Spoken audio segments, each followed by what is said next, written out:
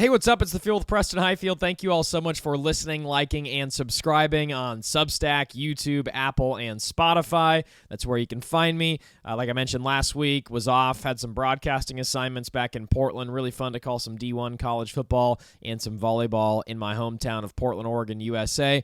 Back in Austin now. Hitting the podcast hard. I had to go back and watch a lot of tape earlier today. It's about 3 o'clock Austin time on a Monday, but went back and watched some tape so I can give you guys some takes. You know that I don't like to give takes without actually watching the games. It's one of my big sticking points as I consume sports media. It's pretty clear when people haven't really watched the game, so I went back and watched some. Give you full takes on Oregon, Minnesota, which I watched the whole thing live on Friday night. Oklahoma's big win at Alabama, where Oklahoma was certainly the more physical team. That was crazy. Brent Venables stamping himself as one of the great defensive minds in the sport. Huge win for them. Pretty much all defense and special teams, and they get the win in Tuscaloosa. What does it mean about Oklahoma's playoff chances, Bama's playoff chances, Kalen DeBoer in Alabama? We'll talk about all of that, and then also just kind of break the actual game itself down. Michigan over Northwestern, caught much of that.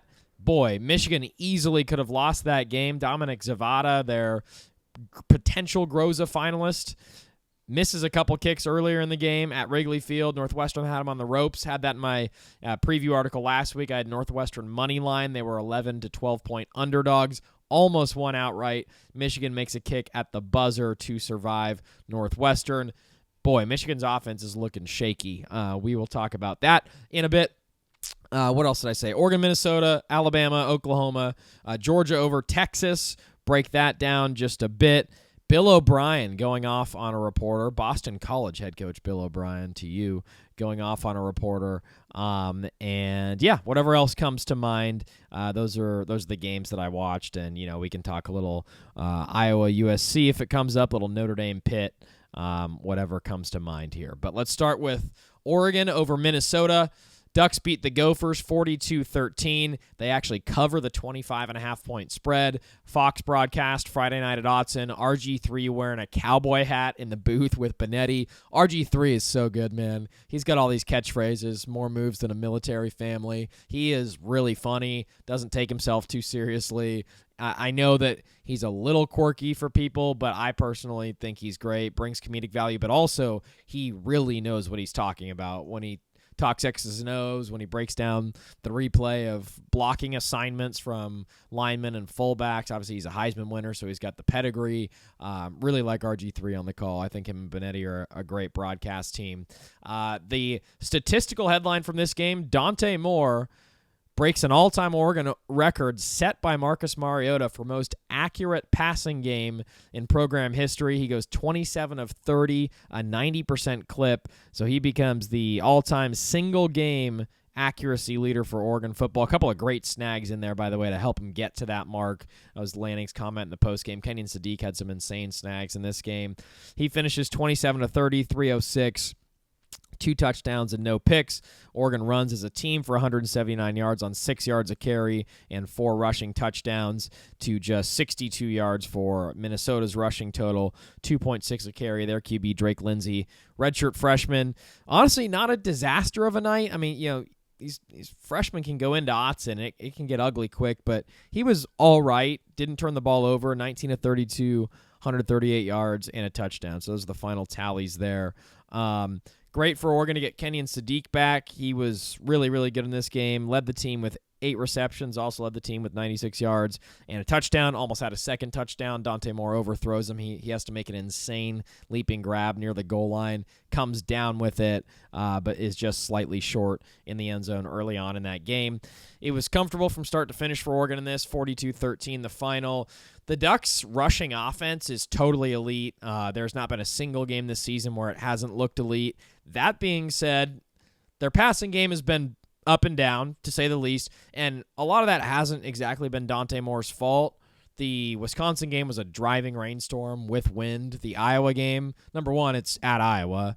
Elite defense on the road. Number two, DeCorian Moore's out, and Kenyon Sadiq is out. Moore missed this game as well. I think that's something that probably doesn't get talked about even enough, is how valuable DeCorian Moore and Gary Bryant are to this team. Gary Bryant essentially missed the whole Iowa game, got hurt early, missed this game. So Oregon kind of flexed with 2 tight ends. Jamari Johnson, the kid they brought over from Louisville in the offseason, had another good game. Malik Benson and McClellan were kind of the other targets. They also got the running backs involved as well. But that's kind of been the sticking point, or the thing that people have been wondering about with this Oregon team is like kind of the but. Like, yeah, I know it looks good. They're 9-1, nothing to complain about. Obviously, the Indiana loss was ugly, but if you're looking for something to complain about, it would be that the passing offense has looked far from crisp for the last month or so of the season. Indiana completely held it in check. Wisconsin, and again, largely even due to the rain and the wind at Autzen that night. And then Iowa, elite defense. You're down your top 2, eventually top 3 weapons.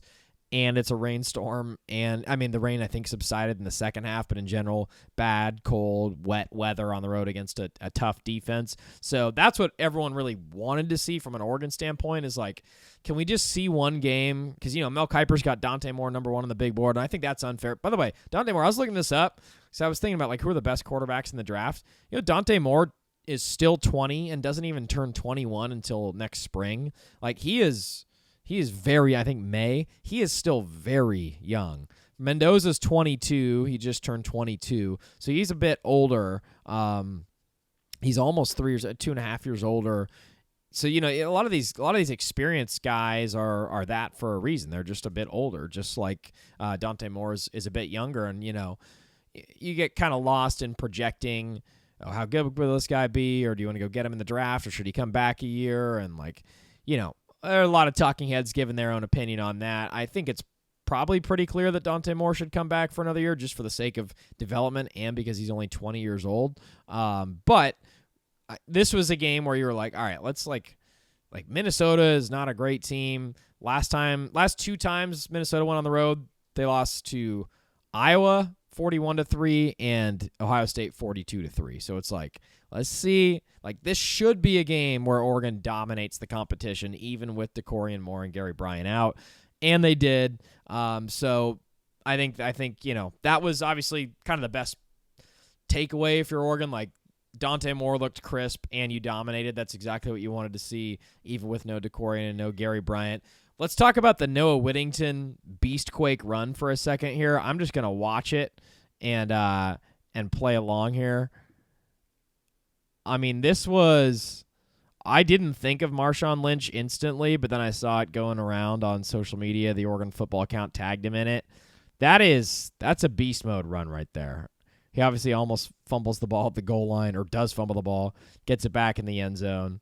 Let's watch that one more time. I mean, dude, 1, 2, 3, 4, 5, 6, 7 Minnesota players were basically in on that pile. And then Emmanuel Pregnon, the guard, USC transfer, comes in and shoves a bunch of dudes out of the way and kind of shoves Whittington forward.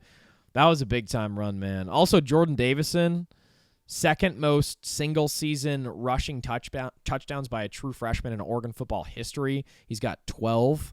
I believe Royce Freeman had 18 when he was a true freshman. We can double-check that, but the Fox broadcast had shown that he was second all-time behind Royce. That is really impressive. Jordan Davis, man, and he's huge. 6 foot, 236, went to Mater Dei in Orange County, and he's also twitchy. Like, that one touchdown run he had was really twitchy. Got past Coy Parrish, who is borderline All-American safety, number 3 for Minnesota. So yeah, man. I mean, those are kind of the takeaways from the Ducks game. I don't think you have like some kind of massive earth-shattering take from a team that's overmatched. I mean, Minnesota's very much an overmatched opponent. The elite teams they've played this year, they've got blown out against. I think teams went at Brandon Finney a bit, and he was able to mostly hold his own. There were a couple of PI calls there that aided Minnesota drives. The Cooper Perry, hook and ladder style play where he fumbles the ball trying to pitch it backwards to D'Air Hill. Obviously, that's a play that Oregon was maybe seeing how it worked in a game against a team you're going to beat. The Oregon was up 14-0 on their way to score again, and then they turned the ball over in Minnesota. I think they got a field goal out of that possession, but that was pretty much the only downside to this game. But I think that was probably my biggest takeaway is we know Oregon's a truly elite running team. Just wanted to see the pass offense step up a bit and most accurate game in school history from the QB. So, yeah, I think those are kind of the big takeaways, man. Oregon looks really good, 9-1 overall, 42-13 win, covers the spread. Sadiq is back. The running backs look great. They're a 10.5-point favorite against USC, by the way. That started at 8.5, goes to 10.5. I will definitely do a full preview of the Oregon USC game later this week. Lincoln Riley 0-4 all time against top 10 opponents as the head coach of USC. That'll be something to watch. Oregon will be maybe 7 or 6 in the college football playoff rankings Tuesday night. Alabama obviously lost, so we'll see where they stand. Let me take a look at the rankings here real quick. A&M survives, my gosh. Georgia dominates, and obviously Bama loses. So in the new AP, by the way, Ohio State is 1, Indiana 2, A&M 3, Georgia 4, Ole Miss 5, Oregon 6, tied with Texas Tech, Oklahoma 8, Notre Dame 9, Alabama 10. So Oregon's the third highest ranked one-loss team, Georgia and Ole Miss in front of them, and then tied with Texas Tech. So yeah, man, I think those are your takeaways from the Oregon game. Oregon wins 42-13. Dante Moore comes back and looks really good. The running offense looks good. Mateo Uiagalelei had kind of I don't know about a breakout game, but we've kind of been wondering, like, where has this guy been all season? And he had an early sack of Drake Lindsey where Lindsey essentially falls to the ground. Bryce Betcher leads them in tackles with 6, Canada with 5, Thieneman with 4. Purchase had a really good game. Mixon had a good game. Tuioti was around. Kingston Lopa was around. Yeah, overall, really good game from Oregon. Just kind of took care of business, and you wonder if they're coasting right now, or you wonder if they're going to go for the jugular against USC. I think that's a game where Oregon could score a lot of points. USC away from home, it's an improved defense, but is it a defense that you feel great about? Of course not. Now, Jacoby Lane and Mekhi Lemon, those are two great wide receivers. So USC, like Oregon's true freshman secondary and corners are going to get seriously tested against the passing game from USC because Mayava has improved a lot this year. Those back shoulders to Mekhi Lemon that are basically unguardable, they've kind of mastered those. And then Lemon and Lane are both so fast. They're kind of jitterbug-style receivers. It's going to be interesting, man. It's going to be interesting to see how the Oregon-USC game goes. But we'll come back with a full preview of that later on in the week. Okay, let's get to Oklahoma over Alabama. Sooners, ranked number 11, go into Tuscaloosa, beat Bama 23-21. Alabama was ranked number 4. That is the first ever home loss for Kalen DeBoer. Gives Bama 2 losses on the season. Obviously, they lost the opener somehow to Florida State, which for a while this season was completely winless in ACC play. They might have an ACC win in there now, but Bama loses at home. And to me, I think everyone wants to, I don't know about pile on Kalen DeBoer, but say like, oh, yep, Bama, couldn't run the ball, blah, blah, blah. They lost at home. Kalen DeBoer, it's a weird fit, right? Like, to me, this game just stamped Brent Venables as an elite defensive mind. He is absolutely that guy. Now, 2 of his first 3 seasons in Oklahoma, he was sub 500. He was 6-7. OU fans not thrilled. It also looks completely opposite from what Lincoln Riley is, which is all offense, no defense, and Bob Stoops, all offense, a little bit of defense. This is all defense. Like, I don't know if you guys watched the game or not. I went back and watched it later. I had my own broadcast duties, as I explained earlier, for the Portland State game, which is awesome. PSU Montana, some FCS football. Montana maybe looking like a national title winner in the FCS, at least contender, still undefeated. So went back and watched this. Oklahoma's defense, and it's been this great all season. I told you guys I went to the game in Norman, or they played some nobody earlier there this year, but I went.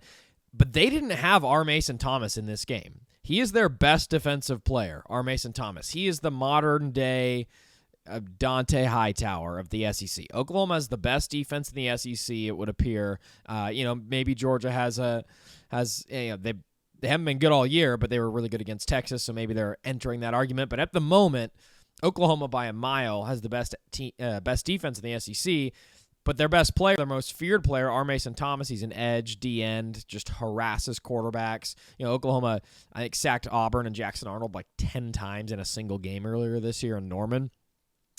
They don't have him because he had a quad injury from, ironically enough, that strip sack, 70-something yard touchdown return to the house against Tennessee in Neyland. So he's hurt from that.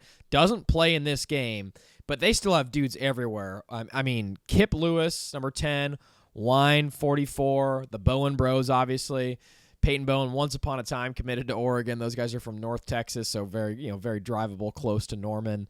And that would make sense that they kind of stay in their own backyard. But the junior Bowen and the junior Peyton and the sophomore Eli Bowen, like those guys are incredible. Like Peyton Bowen is a freaking dog.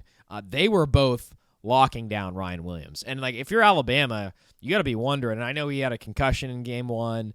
And he's been in and out of the lineup due to injury. He's a frail guy. He's been dealing with concussion issues, obviously serious injury issues this year. But Ryan Williams, like, where are you? I mean, this is a guy that we thought was in the same conversation pretty much as Jeremiah Smith. And, in terms of productivity, there's probably a handful of receivers who've been better than Smith this year. He had a ton of drops in the Texas game, was not good in that game. He's rebounded and played much better. But those were the two guys coming into the season where we were like, oh, dude, these guys are by far and away the best receivers. Satania for Oklahoma is looking better than Ryan Williams. But my point is, like, for an offense that's very reliant on the pass in Alabama, they need more from Ryan Williams. But I don't even think it's that he wasn't very good in this game. He had one explosive catch down the right sideline, but he fumbled the punt. Oklahoma obviously gets that fumble. To me, it was just that Bowen was that good on the other side. And the D-line of the Sooners, coached by Brent Venables, was that good on the other side. Like the Brent Venables stamp and identity, this was an identity win for Oklahoma football. They know that they are a dominant defensive team and with a dominant defensive coach. Obviously, Venables is the DC on those 16 and 18 Clemson national title teams. Like, they know that Brent knows how to coach defense, and the players believe in him. He clearly recruits really good players. Obviously, the Bowen Bros and Lewis and Wine and all these guys. Was it Stutzman last year was their all-star linebacker? Like, they got dudes all the time. Okay, and even guys that like aren't household names that are just all over their D line. I mean, when was the last time? Like, imagine when Bob Stoops was coaching against Saban, and Stoops was an incredible coach, obviously. But let's take it back like 15 years, Bradford era, mid-2000s, 15, 20 years. Like, if you would have said Oklahoma is going to be a more physical team than Alabama, people would have been laughing you off the couch, right? Oklahoma, in today's day and age, in 2025, is a much more physical team than Alabama. And that is just weird to see play out. It's been true all season. I think the only game I thought Oklahoma wasn't the more physical game, or wasn't the more physical team that they've played this season, was the Texas game when the Texas defense played unbelievable. And again, that front seven's incredible. That was the only game this season, and I was at that game, where I was like, oh man, I actually don't think Oklahoma's the more physical team in this game. Other than that game, and again, Mateer was banged up, I think the defense just wore down in that game. The defense was flying around in the first half of that Texas game. I think they just completely wore down in the second half of that game, only because Mateer was so injured with the hand injury that their offense got nothing going, and the dam eventually kind of burst a little bit in the Texas game, where Texas was able to at least sustain more drives in the second half. But dude, I can't remember the last time, or I can't remember thinking like, Oklahoma's going to be more physical than Alabama. But these days, with Brent Venables in charge, and I know it must feel weird being an Oklahoma fan, because you're used to seeing Lincoln Riley all offense, no defense. You're used to seeing Bob Stoops mostly all offense, mostly no defense. And now it's the opposite. They just need John Mateer to do enough. They just need their quarterback to do enough, and he did that. And by the way, if you look at the yardage totals in this game, Alabama moved the ball way better than Oklahoma did, but the Oklahoma defense and special teams put them in prime position. First of all, you have the Eli Bowen pick six, right? That was basically the game changer. You have the Eli Bowen pick six. You have a massive Satania punt return on the first drive of the game to get them in position for that field goal. You have a couple other fumbles. By the way, you had Simpson picked off in the end zone and got called back due to PI. There were the defense and the special teams for Oklahoma, and let's not forget, and I did a whole segment on him 2 weeks ago. Tate Sandell, the UTSA transfer who's now Oklahoma's starting kicker, 3 for 3 in this game, and he made his 2 extra points, obviously. He is now 7 of 7 from 50 yards or longer this year. He hit one from 52 in this game. Okay, he hit one from 52. He scored 11 points. Alabama, they missed that kick right before half. And by the way, it was a high snap, but good hold. The kicker totally shanked it. I mean, total shank job, way to the left, like didn't even get up in the air. And it was kind of a chip shot too. And then he blamed the snapper. Like, dude, you gotta step up and make that kick, or at least make it look better than that. That was not the snapper's fault. I know it was a high snap, but it got put down, and the Bama kicker just messed up. But Tate Sandell helped save them and win them this game. He hit one for 52. He was 3 for 3. By the way, I believe it's now 21 straight made field goals for Tate Sandell, which is second all-time in the history of the SEC. Let's just give this guy the Groza now. He has won them games. He helped win them the Tennessee game, helped win them the Alabama game in Tuscaloosa.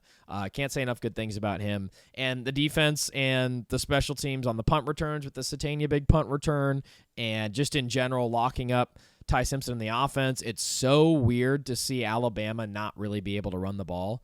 Like, that is an issue for this Alabama team. I still believe their defense is truly elite. I've always said that about this year's Alabama team. It's the most under-discussed thing, in my opinion, about this Alabama team. Their defense is actually elite. Their wide receiver play has not been elite. I thought their best weapon in this game was Cuevas, the tight end. I think he's a true freshman. Let me pull up the box score for you. Alabama, 33 rushing attempts, only 80 rushing yards, 2.4 yards a carry. Jam Miller, who's their RB1, who's been banged up this year, 9 carries, 27 yards. Their RB2, Daniel Hill, got more carries in this game, 15 carries, 60 yards, 2 touchdowns. He had a couple of touchdowns right on the goal line. But what's crazy is, obviously, you have the pick 6 for Oklahoma, and you have 3 field goals. Okay, they scored 1 offensive touchdown in this game. 1.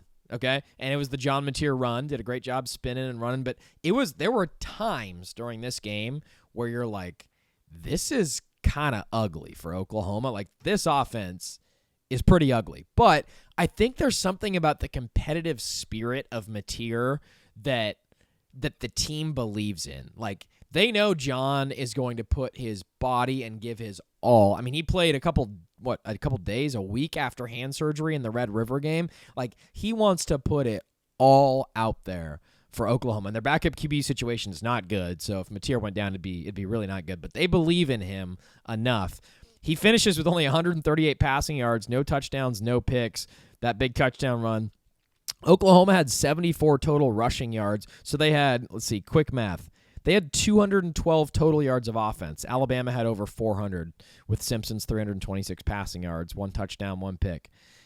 The difference is that Oklahoma was a much more physical team. They played to their identity.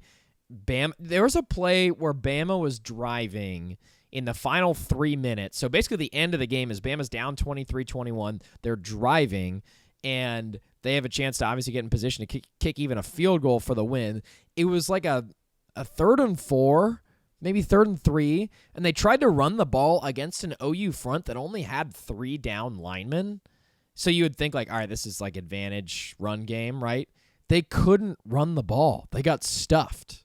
They converted a 4th down, but in general, like, Oklahoma just stuffed that run game, and it's, I think I understand it's a weird fit for Kalen DeBoer. I still believe in Ty Simpson and the offense and the passing game. Bernard's a really good receiver. He came over from UW with Kalen DeBoer, and I guess this year Ryan Grubb. Yeah, Cuevas was their leading receiving guy, 6 grabs, 80 yards.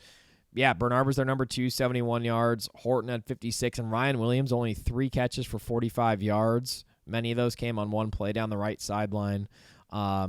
It's weird seeing Ryan Williams regress, and again, it's not, he's been concussed, he's been banged up, but they need him to be a superstar, and that just hasn't happened this year. And again, I give a lot of credit to the Bowen Bros who were locking his ass down. The final play of the game, for all intents and purposes, was a 4th and 4 little out route to Ryan Williams, and Bowen was there and PBU'd it, broke up the pass, game over.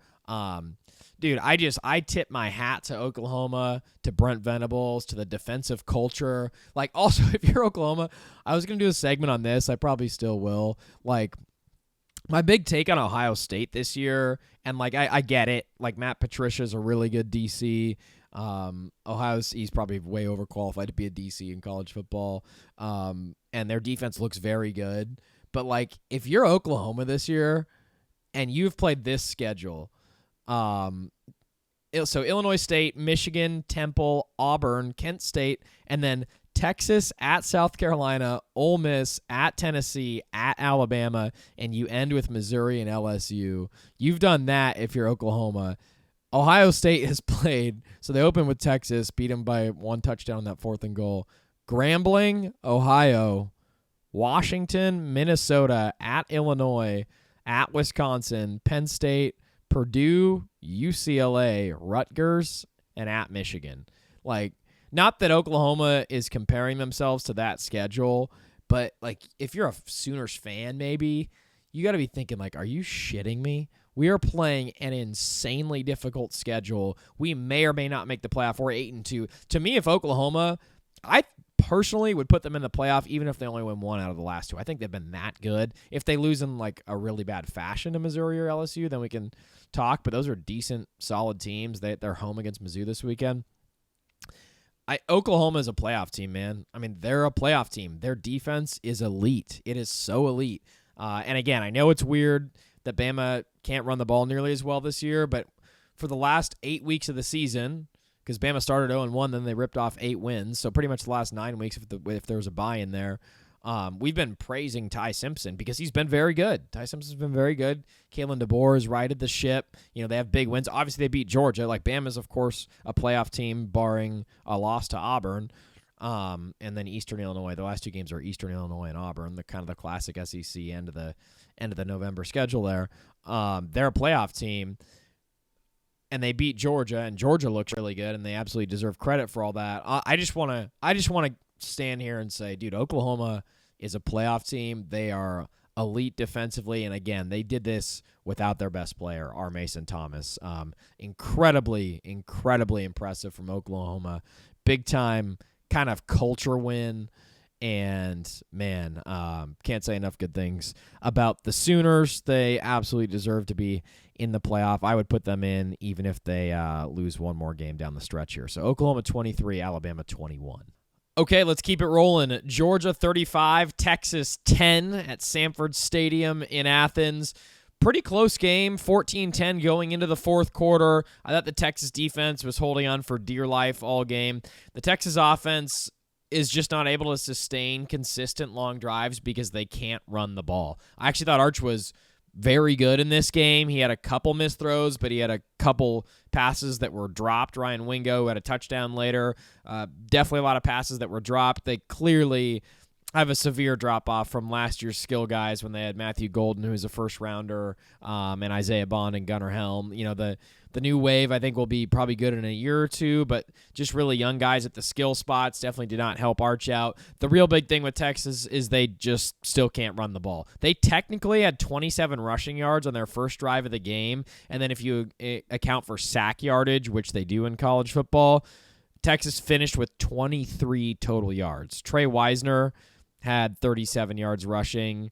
The running backs and Arch Manning combined for 17 carries for 23 yards if you take 17 yards of sack total into it.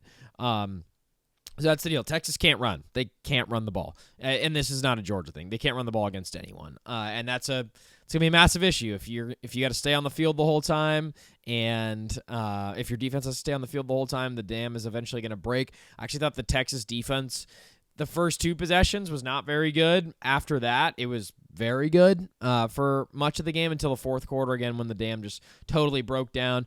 Georgia, they're a team that prides itself on running the ball. 3.7 yards per carry. That's probably a season low. 128 total rushing yards. But they just have depth, man. Frazier, Stockton, and Bowens. Obviously, Stockton the QB, but those three guys, it seems like they use Bowens a lot, but they use Frazier a lot more in the second half of this game. Those three guys are really good runners, and I thought Stockton at times in this game was absolute nails. I mean, he was pretty damn good. He outplayed Arch, although I think his supporting cast was much better. Arch had to throw the ball 43 times. Stockton finishes 24-29, 229, 4 touchdowns and a pick, and then also a rushing touchdown, so he technically accounted for all 5 of their touchdowns. Gunnar Stockton's really good, and I think if you watch the end of last season, Georgia fans were a little nervous. Then they were really nervous when it seemed like the coaching staff told Carson Beck to take a hike, and then Carson Beck looked pretty solid at the start of the season, and now Gunnar Stockton looks like the better QB. He looks very good in general, and Georgia's got a quarterback, man. Gunnar Stockton is a dog. He's a dude, and this looks like the Georgia team that we expected. Obviously, again, the comparisons to the 21 through 23 teams, it's basically impossible. That will probably never happen again with the depth and the talent there. Jalen Carter and Jordan Davis were on Sunday Night Football dominating the Detroit Lions the other day, okay? That's probably never going to happen again. But the Georgia defense looks pretty deep. I mean, C.J. Allen is a star. They just look like the Georgia team that you expect to see be physical and just have dudes everywhere hitting hard. You know, AJ Bolden had that pick. They grab a lot. They got called for a couple PIs. They grab a ton, and they can get away with it a lot of the time. But it was the Kirby Smart stamp of, like, this is what our physical Georgia defense and team is going to look like. And they're really deep on offense. I mean, they have so many guys that they can go to. Frazier, Bowens, and Stockton obviously run it for them. Humphreys was the hero against Tennessee. I still can't believe they won that Tennessee game. But Zachariah Branch, fast as hell. He is obviously the USC transfer. Had one really electric catch and run in this game. And then they got 3 tight ends, man. They got 3 really good tight ends. Really like Delp and Lucky. Cool story on Lucky. You know, tearjerker on the College Game Day set earlier that day with his brother and the health condition. But anyways, Noah Thomas, 2 touchdowns for them. And then, yeah, you got guys like Dylan Bell, and I don't know if Colby Young's been hurt or what, but he hasn't been playing. I know he's been hurt at times this year. So they just have a deep team full of a lot of talent, man. And that finally showed up. Like, I think the fact that Texas can't run the ball is that is the story of the game, and probably the story of the Texas season is that Arch has been very good and there's not a ton of help around him. I thought the pass protection was actually pretty decent in this game, but this was Georgia just kind of flexing more depth, a little bit more physicality. I really thought the Texas front seven's a really physical group. Anthony Hill and Colin Simmons are incredible players. They got after the passer a bit, stopped the run enough. The Texas defense definitely played well enough to win. It's just that the offense could not play complementary football. I don't know how many drives they had, but it felt like they had 15 drives and they had 10 points. They just couldn't complement the defense enough. But I thought the Texas defense was pretty good. And yeah, man, they're just deep. They're playing at home. And I didn't know Mike Bobo's son was a starting offensive lineman. That was interesting. But he's getting a shout out. They're a physical group, man. Just a physical group, and you wonder why they haven't looked very good at times. Like, they probably should have lost the Tennessee game if not for that 4th down and 9 deep ball. And again, a huge shout out to Stockton and Humphreys for making that play. They lose to Bama. Auburn, they could have gone down 17-0 if they don't strip the ball at the half-yard line. They rally back against Ole Miss. Florida game was 24-20. I thought they were much better than Florida in that game, but Florida still had a chance. And then obviously Stockton slides down instead of scoring at the end, so that could have looked like 31-20.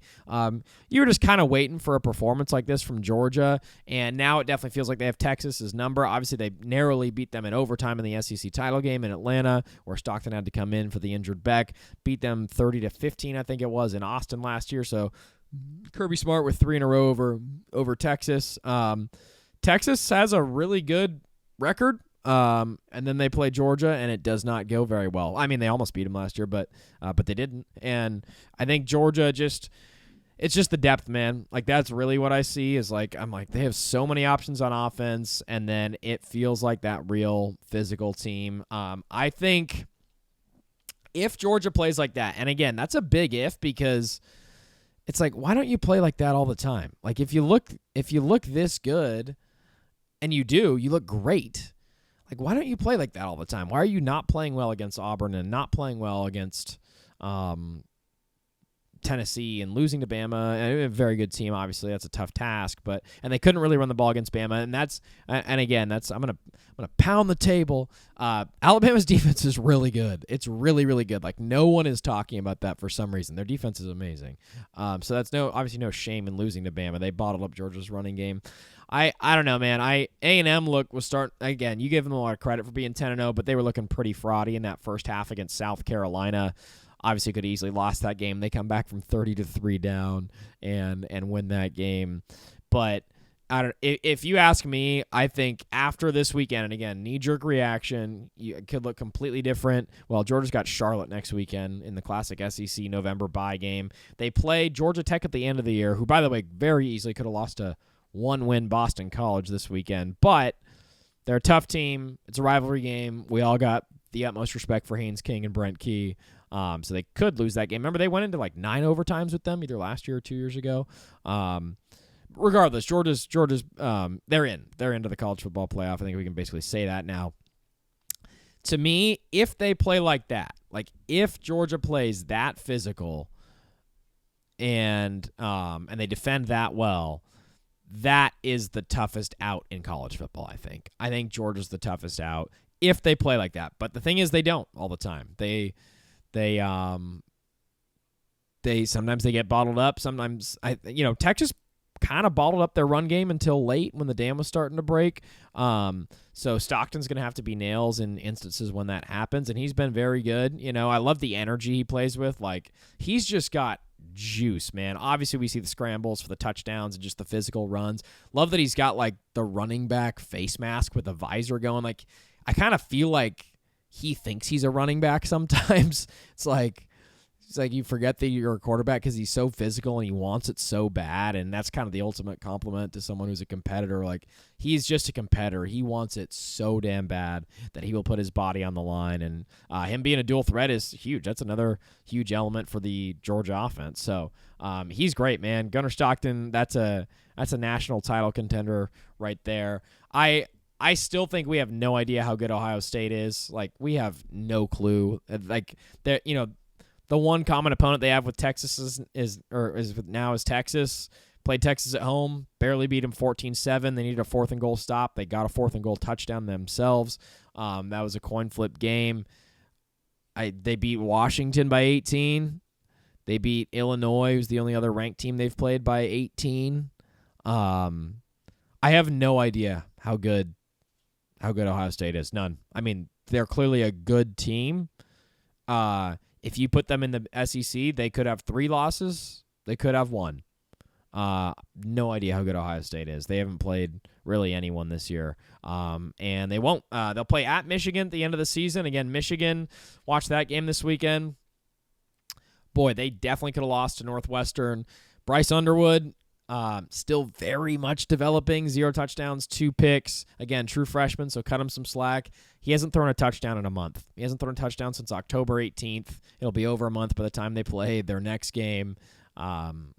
It's the passing game is so stiff for Michigan. It is so stiff. And even the offense in general, it's a lot of handoffs up the middle. It's a lot of like slow rollout to the tight ends. I mean, it is stiff. Now, Sharon Moore obviously beat Ryan Day last year, outcoached him, won with a walk-on QB, and without their 2 best players, Colston Loveland, first-round pick as a tight end, and Will Johnson, their All-American DB, on the road in Columbus. So Michigan is very, very clearly in Ohio State's head, and there's no one who's watched the games who would deny that. They got not much at quarterback this year. But again, last year, big shout-out to Davis Warren, walk-on. Felt like they had nothing at quarterback last year, and they still won. So you never really know. They did have some really good running backs last year, though. Justice Haynes, I think Donovan Edwards was still there. They've had a pretty banged-up running back group this year, Michigan has, but that Northwestern game was sketchy, man. Jordan Marshall, who's come on for them, 142 yards, 2 touchdowns. They ran for 216. Underwood threw for 280, but I can't even believe that's the number because it was 7-6 at halftime, and there was a bunch of punts in the fourth quarter. Like Michigan and Northwestern it was a punt fest for a while in the fourth quarter there after Northwestern rallied back a little bit. Shout out to Preston Stone. And that was also another thing, too, is Preston Stone is a 5th or a 6th year senior QB. I remember watching him play for SMU last year. You know, and Underwood's a freshman, right? He's a true freshman. He's 18. So there's like a 6-year difference between those guys. So, and that kind of showed up in this game with Stone just managing the offense a little bit better. Northwestern couldn't run the ball. They just had to be crafty. And that's what Michigan has going for it, right? They have a great D-line, a physical D-line, and they stop the run, and they can run themselves. But if Zavada doesn't hit that field goal, he started 0 for 2, and if he doesn't hit that third and final field goal, then they lose the game. He finishes 1 for 3, had a chip shot at the end there because Michigan got the ball back down 22-21 with a couple minutes left. They had to drive the length of the field after punting a couple times before that, had to drive the length of the field. Underwood made one good throw, about 10 or a 15-yard throw, and then they just ran the ball the rest of the time up the middle, and they got it down to like the 15-yard line, and then they were able to tap that on, but tack that through Zavada for the game winner. But Northwestern playing at home at Wrigley, I should say. Obviously, it's a tricky game, man. Northwestern's a solid team, very well coached, 5th-year QB. They know what they want to do, ball control, going to be a tight game, and Michigan missed a couple field goals, and it almost cost them, but Zavada clutches up there at the end. So really close game. I thought Northwestern could have won it. I gave out Northwestern minus 11.5 money line, or pardon me, plus 11.5 money line. I think it was plus 380 because I thought that they had a chance to win, and if it wasn't for a last-second field goal, they would have. So big shout-out to them. All right, we got Bill O'Brien going off on a reporter. Wondering, do you have a message for the fans? Obviously losing to Notre Dame Catholic school rival, 1-8 now in the season BC. I've heard from a lot of fans. They're just really I'm really glad. You know, I'm glad you're down. I'm not down. Nobody's down. We're fighting. We're competing. You know, it's the second year of this program, Mike. You always come in here with these down questions. Like you show up like once a month or something like that. You come in here with these down questions. I'm not down. I don't know what year you graduated from BC, but this is a program that we're building. Nobody here's down. We're positive. We're going to show up and play our asses off against SMU. You can go out there in your dark, clouded world or whatever it is and do what you want to do. We're not down. The sun is up, and we're fighting. That's my message to the fans. What's up, Trevor? You know what, man? I like it. I think it – I mean, you know, it looks like a hard-ass, red-ass comment from B.O.B. there, but maybe that reporter or columnist, it sounds like if he only goes once a month, he's probably a columnist. Maybe he really does go after O'Brien and Boston College a lot. I don't know. It's been a tough year for them. Tommy Castellanos, their QB from last year, quit on the team midseason after he got benched. No respect for that man. And they almost beat Georgia Tech. Lost 36-34. Georgia Tech rallies back in the fourth quarter, and Haynes King helps them get that win to stay alive. Love a good media soundbite there. All right, that'll do it for the pod today. Appreciate you all listening. I'll come back definitely with more thoughts, maybe on the college football playoff rankings, and definitely an Oregon USC preview as we get some press conferences up and rolling later this week. Massive showdown, man. College Game Day is going to be in town. Be Oregon's 35th appearance overall on College Game Day. Ducks are 20-14 overall, 9-4 at home on game day appearances. It is a 12:30 kick on CBS. Kind of wish it was a night game. CBS keeps rolling out these 12:30 kicks. Oh, man. No one does college football like ESPN, that is for sure. They know when to put the primetime games in primetime. The ABC ESPN game in primetime this weekend is Tennessee at Florida. It's a dud of a game. I mean, it'll be cool and fun, and there might be a fight because it's a rivalry game, and Florida has nothing to lose. But I wish that CBS would have not been scared to compete with that game, man. Wish they would have put it in prime time. Regardless, it'll be great. It'll be great. Oregon USC at Autzen at 12:30 this weekend. Be back at some point to preview that game this week. Thank you all for listening. We'll see you next time.